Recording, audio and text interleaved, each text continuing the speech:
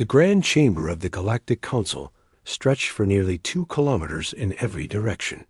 Its walls were made of living crystal that pulsed with soft blue light, and floating platforms carried representatives from over 800 different species.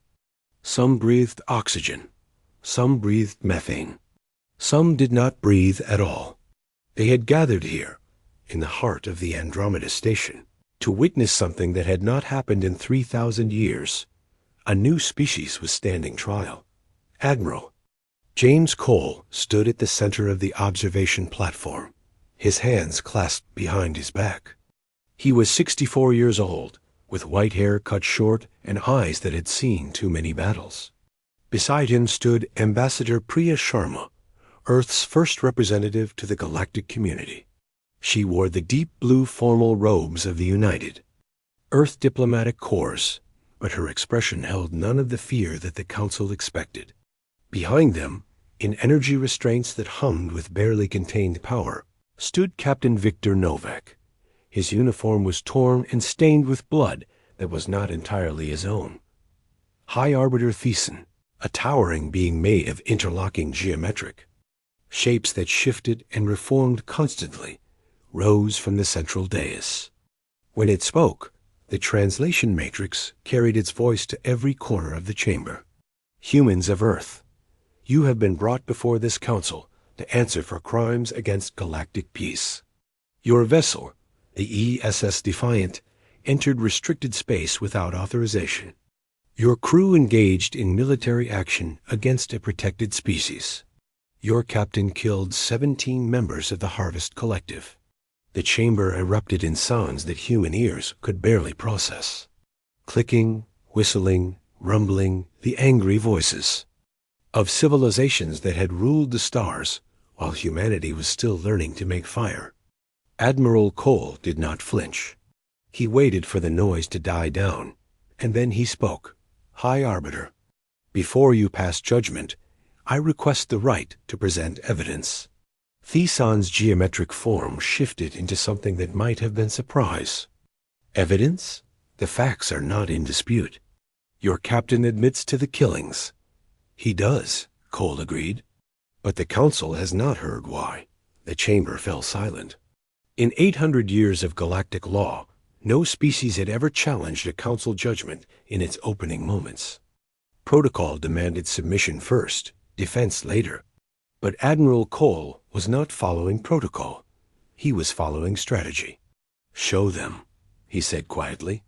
The holographic display activated, and suddenly the chamber was filled with images that made even the oldest species recoil. A world burning, cities collapsing, and in the flames, creatures that looked almost like children, their bodies being harvested by machines that moved with terrible efficiency. This is Meridian 4, Ambassador Sharma said, her voice cutting through the horror. 6 weeks ago, this world had a population of 4 billion. The Meridians were artists, musicians. They had never developed weapons because they never needed to. The Galactic Council promised them protection. She paused, letting the images speak for themselves. When the Harvest Collective came, the Meridians sent a distress signal. They sent it to the Council. They sent it to every species in range. They begged for help. The images shifted, showing a small human ship emerging from faster-than-light travel into the chaos of the Meridian system. The ES Defiant was the only ship that answered. High Arbiter Thiessen's form flickered with agitation. The Harvest Collective has legal rights to resource extraction in Unclaimed. They were harvesting children. Captain Novak spoke for the first time, his voice raw. They were cutting them apart while they were still alive. I watched a harvester tear a 6-year-old from her mother's arms and feed her into a processing unit. The energy restraints crackled as he stepped forward. You want to know why I killed 17 of them? Because I ran out of ammunition before I could kill more. The chamber exploded into chaos. Species that had never agreed on anything found themselves united in outrage, though whether that outrage was directed at the humans or the Harvest Collective was impossible to tell. Admiral, Cole raised his hand, and somehow, impossibly, the gesture commanded silence. "The Galactic Council has maintained peace for 800 years, he said. You have done this through laws, through treaties, through careful balance. You have done this by deciding which species are worth protecting and which can be sacrificed." He turned slowly, meeting the eyes or sensory organs of every representative in the chamber. "Earth has been a provisional member of this council for 11 years. We have followed your rules. We have respected your borders. We have watched and learned and waited." His voice hardened. "But there is one thing you need to understand about humanity. When someone calls for help, we answer. We do not check their legal status. We do not calculate the political consequences. We do not ask permission." The holographic display changed again, showing a fleet of human ships emerging from faster-than-light travel. Not one ship, like the Defiant, dozens, hundreds, armed warships that had been built in secret in violation of every treaty Earth had signed. 3 days ago, the remnants of the Meridian population sent another distress call. This time, they sent it to Earth. Admiral Cole smiled, and there was no warmth in it.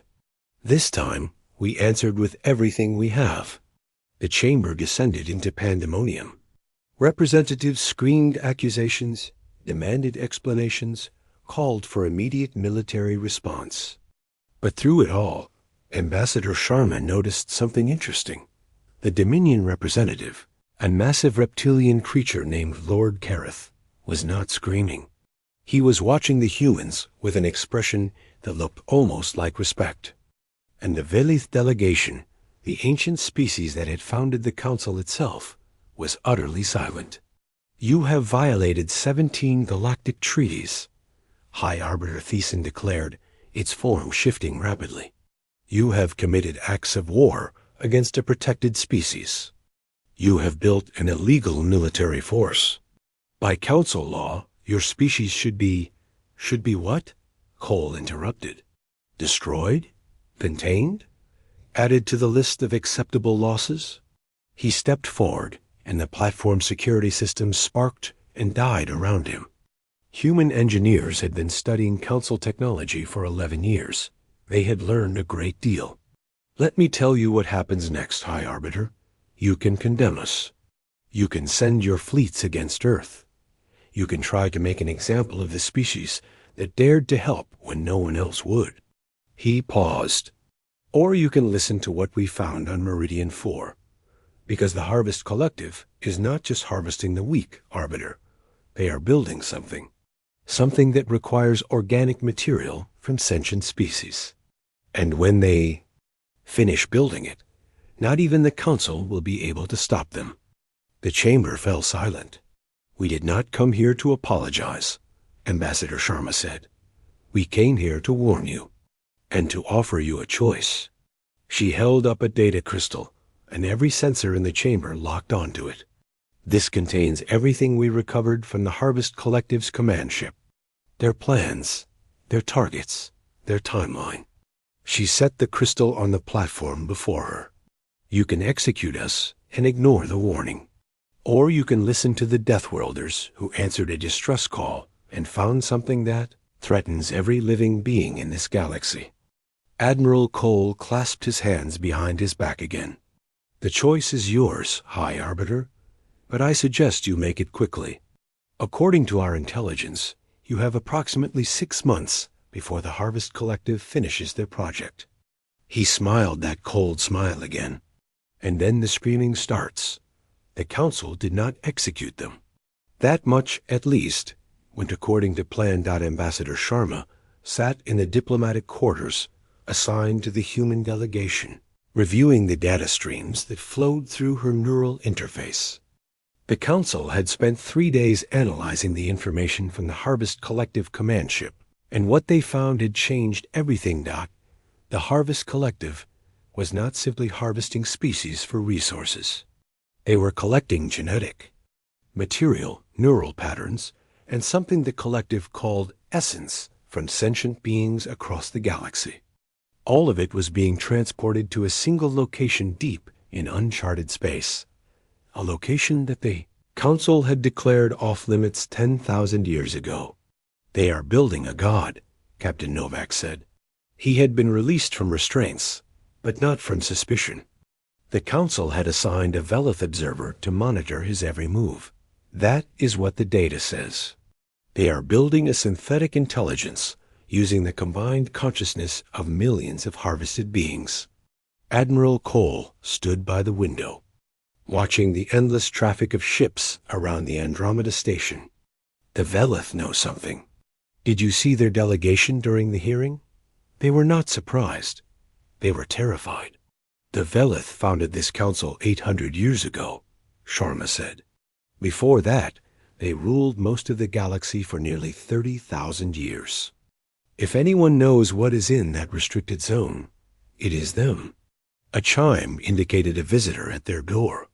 When it opened, Lord Kareth of the Dominion stepped through, his massive form barely fitting in the human-sized quarters.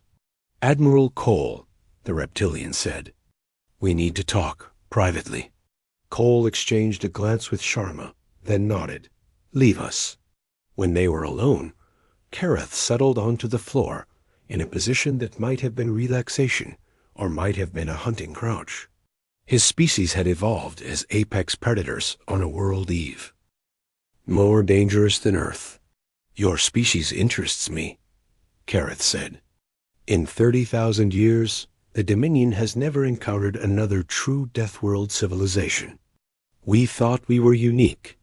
Earth has its challenges," Cole said carefully. "But I suspect you did not come here to discuss comparative planetology." Karath made a sound that the translator rendered as laughter. "No, I came to warn you. The Council will not act on your information." "They cannot." "Why not?" "Because the restricted zone is not empty. The Velith sealed it for a reason. 10,000 years ago, something woke up in that region of space. Something old. Something hungry. The Velith lost 60% of their fleet trying to contain it. In the end, they could not destroy it. They could only trap it." Cole felt a cold weight settle in his stomach. "And the Harvest Collective is feeding it. The Collective believes they can control it. They believe that by feeding it enough sentient consciousness, they can direct its hunger. Aim it like a weapon." Kareth's reptilian eyes gleamed. "They are wrong. But by the time the Council accepts this, it will be too late." "What do you want from us, Lord Kareth?" "I want to know if your species is as dangerous as you appear. The Dominion has maintained our position in this galaxy through strength. But strength alone will not stop what is coming." He leaned forward. "I have seen the combat recordings from Meridian 4, one human ship against a Harvest Collective fleet. Your captain should have died in the first 30 seconds. Captain Novak is resourceful. Captain Novak is a predator. As are you. As is your entire species." Kareth stood, towering over Cole. "The Council sees you as troublemakers, rule breakers, dangerous children who need to be contained. The Dominion sees something else. And what is that? Allies." The word hung in the air between them. Cole understood the weight of it. The Dominion had not allied with any species in 10,000 years. They had not needed to. "What exactly are you proposing?" "The Council will debate and delay until the crisis is beyond their ability to address. They will sacrifice worlds, as they always do, to buy time they do not have. But the Dominion is not bound by Council protocols. And neither, it seems, is Earth." Kareth moved toward the door. "In 3 days, there will be another Harvest Collective attack. A world called Thesan Prime, home to 30 million beings who have committed the crime of existing in useful space. The Council will receive their distress call. The Council will do nothing." He paused at the doorway. "The Dominion will be watching to see what humanity does." After he left, Sharma emerged from the adjoining room where she had been listening. That was either an invitation or a trap. she said. Probably both. Cole turned to the window again. Contact Earth. Tell them we need the rest of the fleet. James, if we intervene again, the Council will not just condemn us. They will act. We are not strong enough to fight the entire galactic community. We are not going to fight the galactic community. Cole's voice was hard. We are going to save it, whether it wants us to or not. The next 3 days were a blur of preparation. Human ships gathered in secret locations throughout Council space, hidden by technology that the Council did not know humanity possessed. Admiral Cole coordinated the deployment from the diplomatic quarters, using communications channels that the Velith observer could not detect. Captain Novak trained with the Meridian survivors who had been rescued from the Defiance mission. They were traumatized, broken, but they were also the only beings alive who had seen the Harvest Collective's operations from the inside. They do not feel pain the way we do, a Meridian named Gentle Voice explained. Her translator rendered her musical language into flat English. When they harvest, they keep their victims conscious.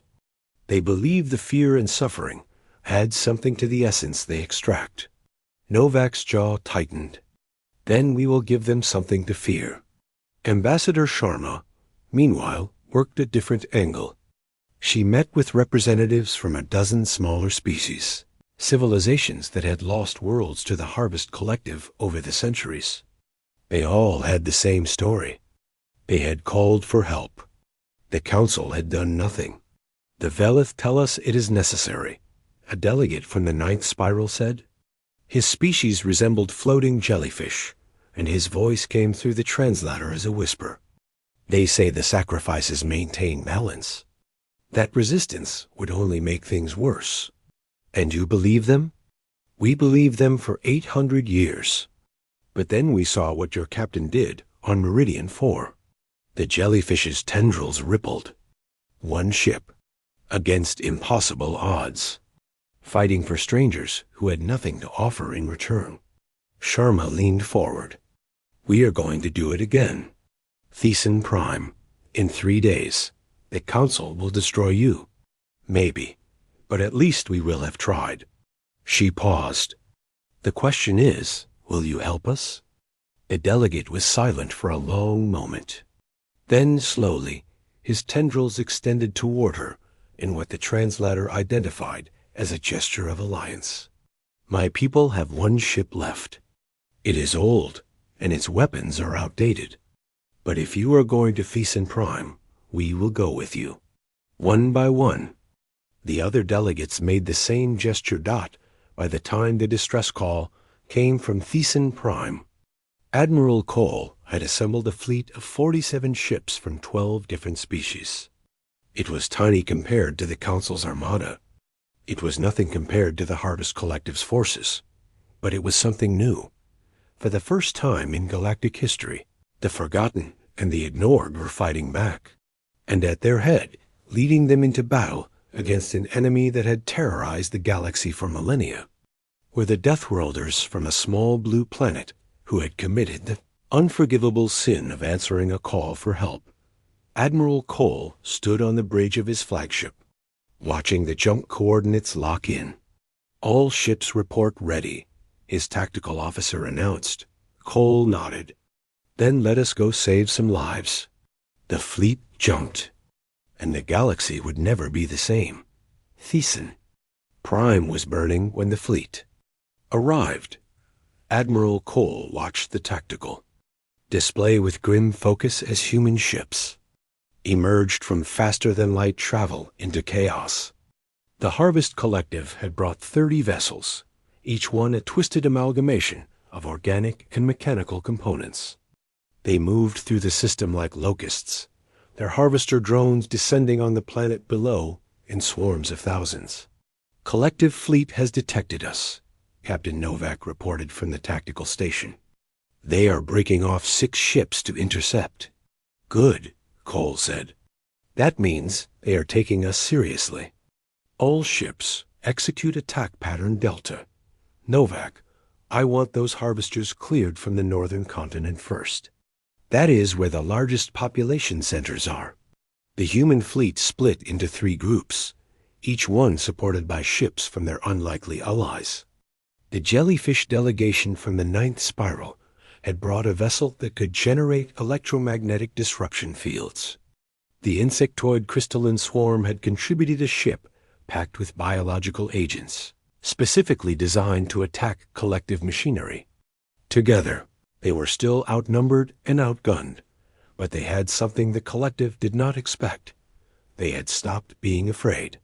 The first collective ship died in a bloom of nuclear fire.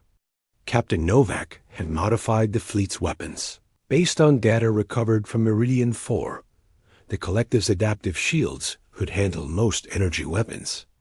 But they had never faced a species that still used atomic warheads.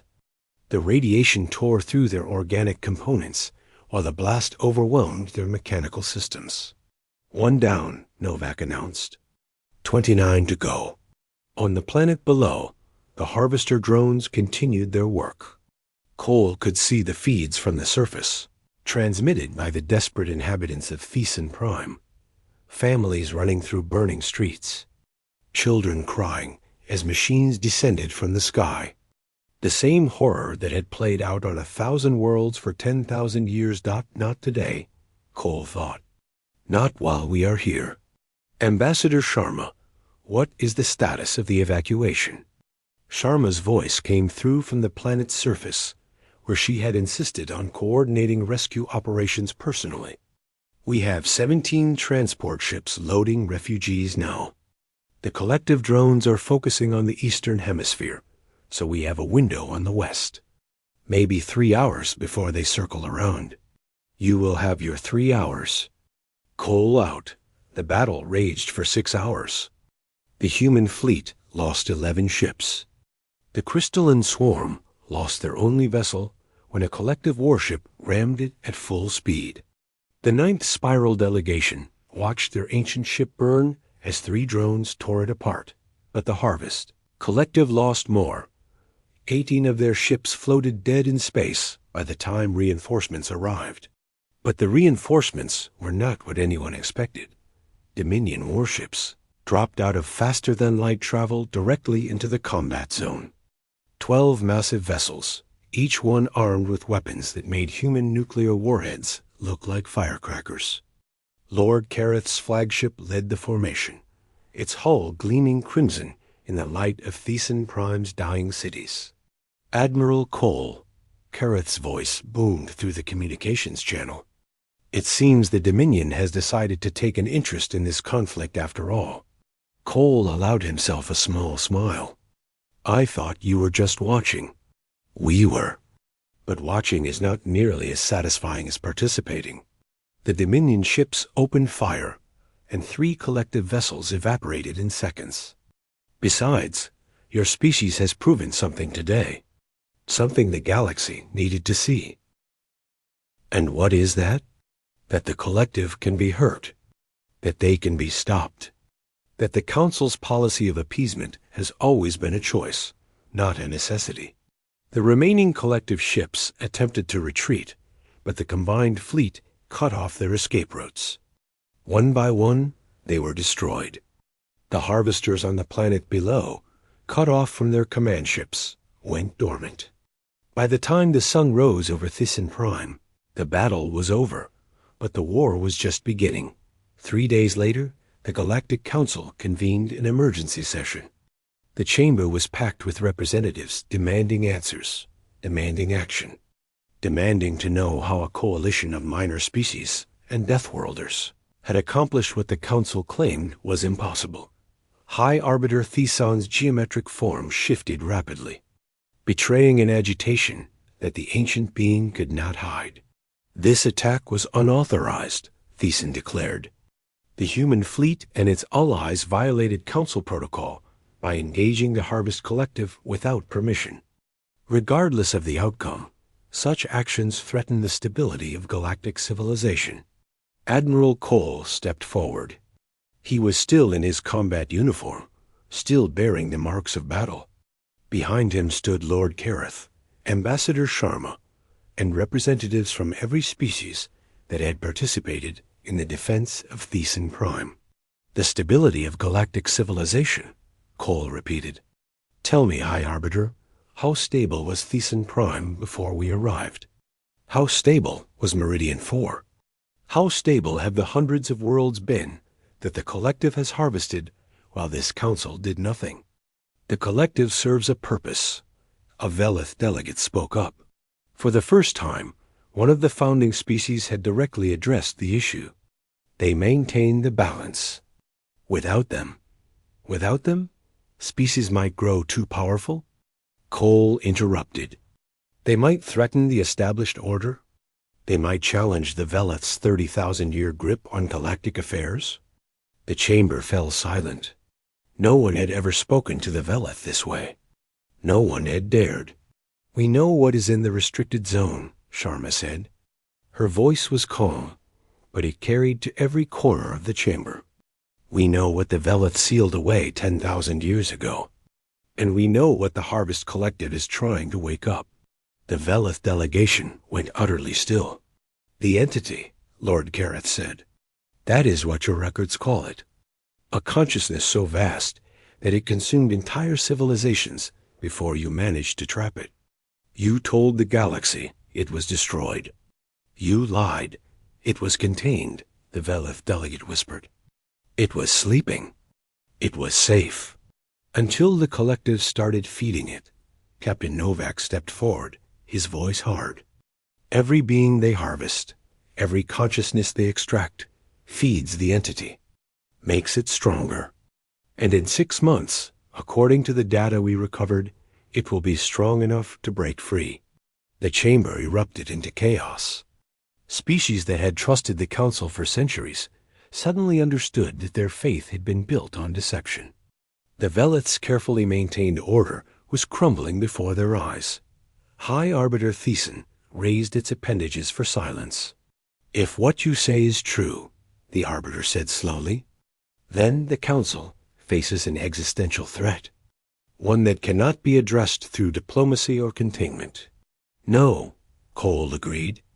It cannot. What do you propose? Cole looked around the chamber at the 800 species who had built their civilization on the assumption that someone else would protect them. At the Velith, who had maintained their power through secrets and controlled sacrifice. At the Dominion, who had trusted only in strength. We propose war, he said. Real war. Not the surgical strikes and acceptable losses that the Council conflict. Total war against the Harvest Collective. Total war against the entity they are trying to unleash. And total commitment from every species that wants to survive what is coming. He paused, letting his words sink in. The humans have a saying. When you are going through hell, keep going. The galaxy's about to go through hell. High Arbiter. The only question is whether we go through it together, or whether we let our fear divide us until there is nothing left to save. Lord Kareth stepped up beside him. The Dominion stands with Earth. One by one, the representatives who had fought at Thesan Prime joined them. The 9th Spiral. The Crystalline Swarm. A dozen minor species who had spent centuries being told they were too weak to matter. And then, slowly others began to rise. Species who had lost worlds to the Collective. Species who had lived in fear for generations. Species who had finally found something worth fighting for. High Arbiter Thesan watched as the Council transformed before its eyes. The old order was dying. Something new was being born. Very well, the Arbiter said at last.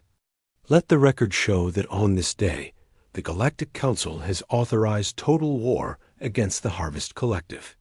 And may whatever gods we pray to have mercy on us all. Admiral Cole allowed himself a moment of satisfaction. They had done the impossible.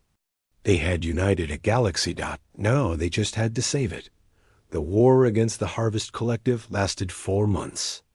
In that time, the United Galactic Fleet destroyed over 300 collective vessels. They liberated 12 worlds that had been marked for harvesting. They rescued millions of beings who had been designated as nothing more than raw material. And they lost, not in battle. In battle, they won every engagement. The combination of human aggression, Dominion firepower, and the desperate courage of a dozen minor species proved unstoppable. The collective had thrived for millennia by preying on the weak and the alone. They had no answer for enemies who fought together, but war is not won only in battle. Admiral Cole stood in the command center of the Unified Fleet's new headquarters, a massive station built in neutral space by the combined engineering corps of 30 species. Around him, tactical displays showed the current state of the conflict. Red markers indicated collective forces. Blue markers indicated allied positions. The red markers were converging on a single point in the restricted zone. "They are retreating," Captain Novak said. "All collective forces are falling back to the entity's containment field." "They are not retreating," Ambassador Sharma replied. Her face was pale as she studied the data streams. "They are completing their mission. The entity is almost awake." Lord Kareth's holographic image flickered in the command center. The Dominion commander was aboard his flagship, leading the pursuit force. "Our sensors are detecting massive energy fluctuations from the restricted zone. Whatever the Velith used to contain the entity, it is failing." "How long?" Cole asked. "Hours, perhaps less." Cole turned to the Velith representative, who had been assigned to the Unified Command.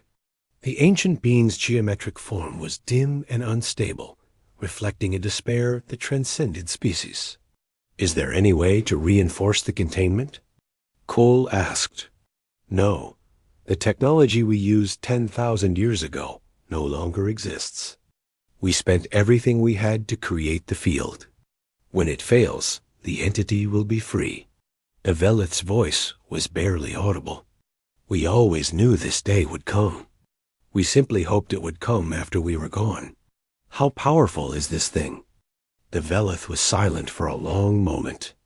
When the entity last fed freely, it consumed the consciousness of 3 billion beings in a single day. That was before it was contained.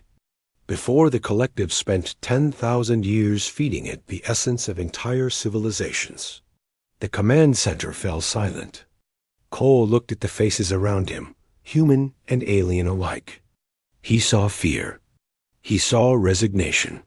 He saw the look of beings who had finally found something worth fighting for, only to discover that some enemies cannot be defeated. He refused to accept it. "Tell me about the entity," he said. "Not how powerful it is. Tell me what it is. What does it want? How does it think?" The Velith's form flickered. "It does not think as we do. It is consciousness without form, hunger without satisfaction. It feeds on sentient minds because that is all it knows how to do. When the universe was young, entities like it were common. Most burned themselves out, consuming faster than new life could evolve. This one learned to be patient. It waited. It grew. But it can be hurt," Novak said. "Your people wounded it badly enough to trap it. We did not wound it. We fed it something it could not digest. A sacrifice of such magnitude that it was forced into dormancy while it processed what it had consumed." The Velith's voice dropped. "We fed it the minds of the Velith homeworld. 4 billion of our people linked together in a final act of defiance. Their combined consciousness gave the entity something it had never encountered. Memories of love, of sacrifice, of choosing death so that others might live." Cole felt something shift in his mind. A terrible, wonderful idea beginning to form. "It could not handle love," he said slowly. "It could not process the idea of beings choosing to die for each other. Consciousness that sacrifices itself for others creates a paradox in the entity's feeding process. It expects fear, despair, the desperate clinging to existence. When it receives something else, it ... chokes. Then we do not fight the entity," Cole said. We poison it. Every being in the command center turned to look at him. The collective has been feeding it harvested minds for 10,000 years. Minds full of fear and suffering. Exactly what it wants. But what if we gave it something different? What if we gave it minds that chose to be consumed? Minds that went willingly, carrying love instead of terror? You are talking about mass suicide, Sharma said quietly. No, I'm talking about a weapon. Cole turned to the tactical display. The entity is about to wake up. When it does, it will be the most powerful consciousness in the galaxy. But it will also be hungry. It will reach out and try to feed on the nearest minds it can find. He pointed to the restricted zone. We give it what it wants. We send a fleet directly into its path. Volunteers. Beings who understand what they are sacrificing and who do it anyway. Beings who carry in their minds not fear, but purpose. Not despair, but hope. You are asking people to die, Lord Carrot said. I am asking people to choose. The same choice your ancestors made, Veli. The same choice humans have made throughout our history. Every time someone threw themselves on a grenade to save their friends, or stayed behind so others could escape. Cole's voice was steady. We do not win this war by being stronger than the entity. We win it by being something the entity cannot understand. The command center was silent. Then, slowly, the Velith representative's form began to brighten. It could work, the ancient being said. The entity's feeding process is not instantaneous. If enough minds entered it simultaneously, all carrying the same purpose, the same willingness to sacrifice, it could create a cascade failure. The entity would not be destroyed, but it would be wounded. Badly. Perhaps badly enough to trap again. How many? Sharma asked. Thousands. Tens of thousands. Enough consciousness to overwhelm its processing capacity. Cole looked around the command center again. He saw the fear still there, but now it was mixed with something else. Determination. Understanding. The recognition that some things are worth dying for. I will not order anyone to do this, he said. This has to be a choice. Free and willing. That is the whole point. He straightened, addressing the entire unified command through the station's communication system. This is Admiral James Cole, in approximately 3 hours.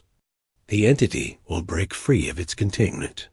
When it does, it will begin consuming every consciousness it can reach. There is no conventional weapon that can stop it. There is no fleet powerful enough to destroy it. There is only one chance. He paused, letting his words settle across 100 ships and 1,000 species. I need volunteers. I need beings who are willing to fly into the entity's path and offer themselves as bait. Not as victims, but as weapons. Your sacrifice will not be meaningless death. It will be the blow that saves the galaxy. For a long moment, there was silence. Then the communication system lit up with responses. The first volunteer was a human, a young pilot named Maria, whose family had been killed on Meridian 4. She had nothing left to live for except revenge. And she had found something better.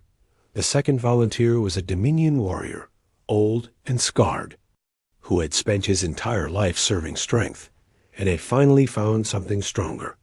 The third, fourth, and fifth were Meridians, survivors of the massacre who wanted their deaths to mean something. Within an hour, Cole had his fleet. 12,000 volunteers from 47 species. They called themselves the Last Light Dot as they prepared to jump toward the restricted zone. Captain Novak stood beside Admiral Cole on the command deck. You know this might not work, Novak said quietly. I know. You know that even if it does, we might not be able to reinforce the containment in time. I know that too. Novak was silent for a moment. Then why are you staying behind? You should be leading them. Cole shook his head. Someone needs to be here to finish the job. If the last light succeeds, We will have seconds to act. The remaining fleet needs to be ready. He looked at the tactical display, watching the tiny blue markers that represented 12,000 beings who had chosen hope over fear. Besides, he said softly, this is their moment, their sacrifice. I would not take that from them. The last light jumped, and the galaxy held its breath. The entity woke hungry for 10,000 years. It had dreamed in the darkness, digesting the impossible gift the Velith had given it. 4 billion minds, all choosing death, all carrying love instead of fear. The paradox had nearly destroyed it. But the entity was old, older than stars, and it had learned to endure. Now it was awake. Now it was starving. And now, emerging from the fading containment field, it reached out to feed. What it found instead was the last light. 12,000 ships hung in the void before it, their crews broadcasting a single unified message. Not fear, not desperation, not the scrambling terror that the entity had learned to savor over billions of years. They were singing. The translation systems carried their words across every frequency. A chorus of voices from 47 species united in a single hymn of defiance. We are not afraid. We choose this. We give ourselves freely. Remember us. The entity could not resist. It was designed to consume consciousness, and here was consciousness offering itself without restraint. It reached out and began to feed, and it began to die. The minds of the last light were not empty vessels waiting to be devoured. They were weapons, carefully crafted in the 3 hours before the jump. Each volunteer carried the same memories, the same emotions, the same fundamental truth.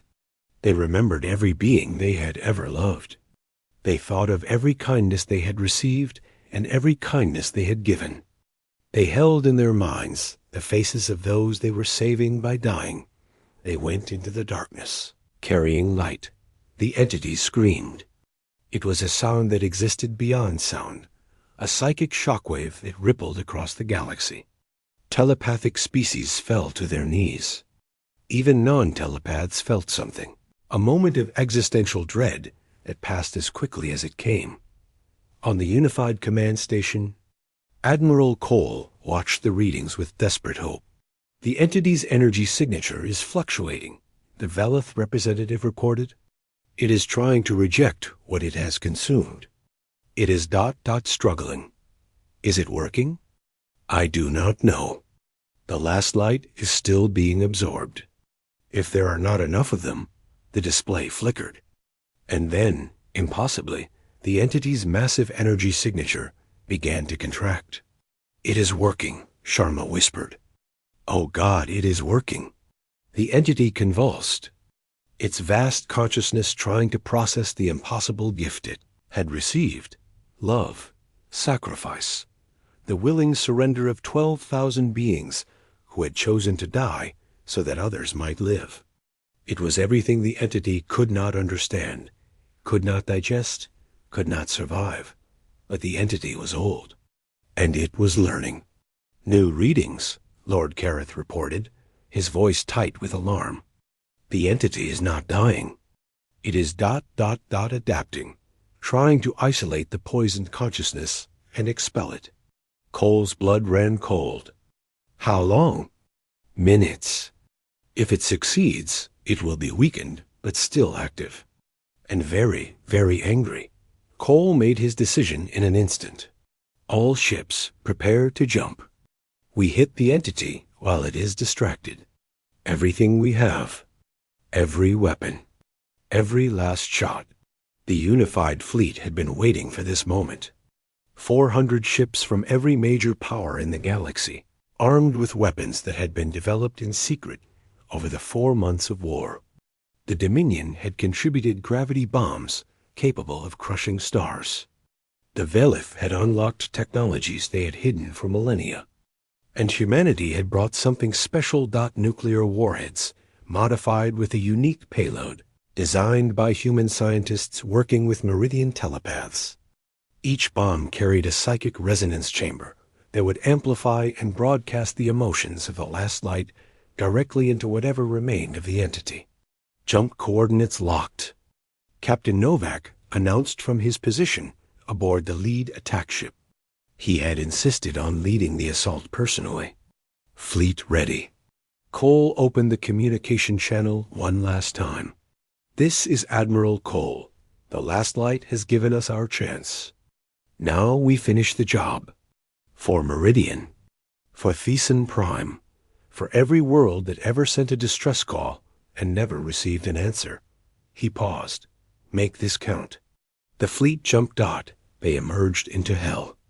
The entity was vast beyond comprehension. A swirling maelstrom of stolen consciousness that filled the void like a living storm. Lightning arced between its fragments, each bolt carrying the screams of billions of devoured minds. At its center, the remains of the last light glowed like embers, refusing to be extinguished. All ships opened fire. The unified fleet unleashed everything. Gravity bombs tore holes in the entity's form. Energy weapons burned away layers of stolen consciousness. And the human nuclear weapons detonated, their psychic payloads broadcasting love and sacrifice directly into the entity's core. The entity screamed again, louder than before. It lashed out, and ships began to die. A Dominion cruiser vanished in an instant, its entire crew consumed. A human destroyer was torn apart by psychic force. A Velith science vessel simply ceased to exist, but the fleet did not retreat. They pressed forward, pouring fire into the wounded entity, sacrificing themselves to buy seconds of time. The entity is destabilizing. The Velith representative shouted, "If we can maintain this assault for another 2 minutes." "We do not have 2 minutes," Sharma said. Half the fleet was already gone. The survivors were fighting on pure determination, trading their lives for inches of progress. Cole looked at the tactical display. There was one ship close enough, fast enough, to reach the entity's core before the assault collapsed out Captain Novak's ship. He opened a private channel. "Victor." Novak's voice came back calm, accepting. "I know, Admiral. I can see the numbers. You do not have to do this." "Yes, I do. I started this, remember? One ship against a collective fleet. One captain who could not stand by and watch children die." Novak's voice carried the weight of a man who had found peace. "Let me finish it." Cole closed his eyes. "Godspeed, Captain." Novak's ship accelerated toward the entity's core, carrying the last of the psychic resonance warheads. The entity sensed the threat and focused its remaining strength on destroying the tiny vessel. Lightning struck. Fragments of stolen consciousness reached out like claws. Novak did not slow down. "Tell Ambassador Sharma I said thank you," he transmitted. "Tell Lord Kareth his people fight well. Can Admiral tell Earth that we found something worth dying for?" His ship struck the entity's core and detonated. The explosion was not physical. It was something else, something beyond human science or alien understanding. The psychic resonance warhead released its payload at the moment of impact, broadcasting the combined sacrifice of the last light and Captain Novak directly into the entity's consciousness. The entity could not adapt. It could not isolate the poison. It could not survive. For one eternal moment, the void was filled with light. Then the light faded, and the entity was gone, not destroyed. Not entirely, but shattered into a billion fragments, scattered across the void, too weak to reform, too broken to feed. The galaxy was safe. The surviving ships hung in the silence, their crews struggling to comprehend what they had witnessed. Admiral Cole's voice broke the stillness. "All ships. This is Admiral Cole. The entity has been neutralized.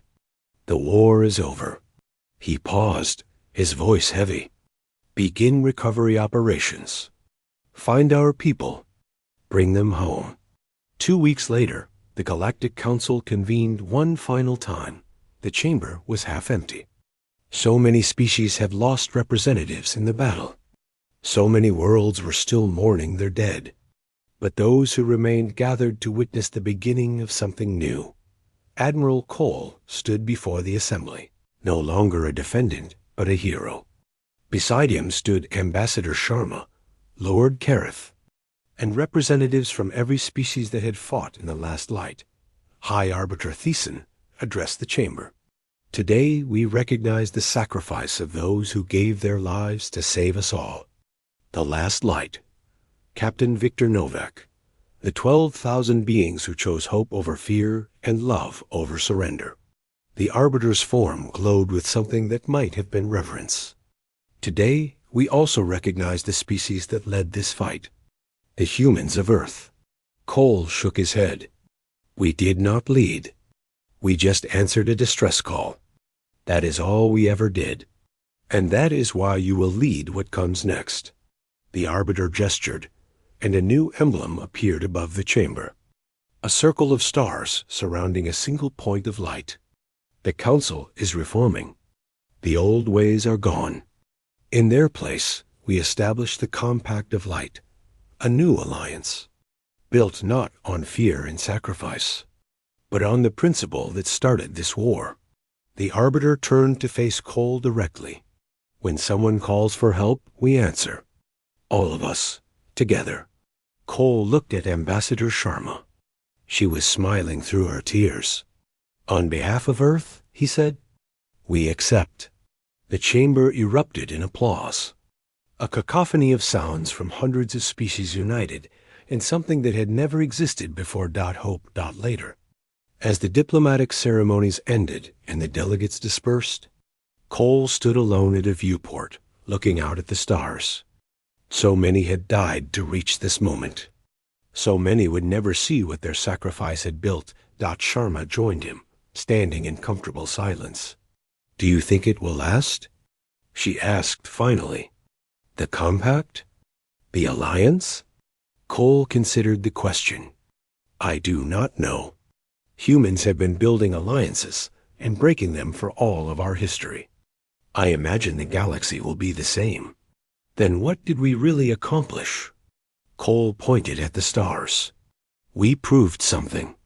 We proved that when the worst happens, when the darkness comes, there will always be someone willing to answer the call. Maybe not everyone. Maybe not always. But someone. He turned to face her. That is all anyone can ask for, Ambassador. That is all any of us have ever had. Sharma nodded slowly. So what happens now? Cole smiled, and for the first time in months, it reached his eyes. Now, we go home. We rebuild. We remember our dead and honor their sacrifice. He looked back at the stars. And we wait for the next distress call. Somewhere in the void, a ship was always in trouble. Somewhere in the galaxy, someone was always afraid. But now, they knew the truth. Help was coming. The Deathworlders had answered, and they would never stop answering. That was the promise of humanity. That was the gift of the last light. That was the beginning of a new age.